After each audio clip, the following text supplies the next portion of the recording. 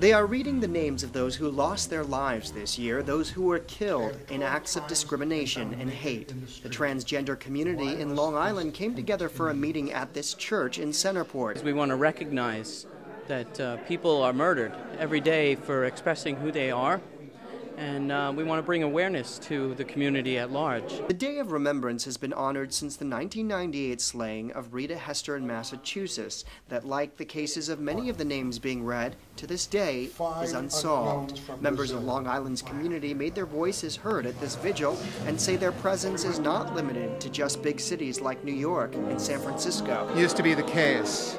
Nowadays, we're everywhere. We've been running this memorial service now for 5 years.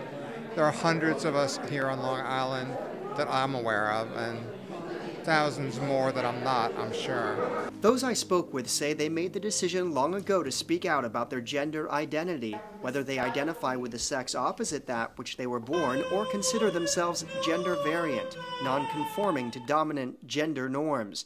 They say acceptance in society is only brought about by making their voices heard. Many people who live their lives in fear of being murdered, like the 122 people that we have awareness of today that were murdered this year.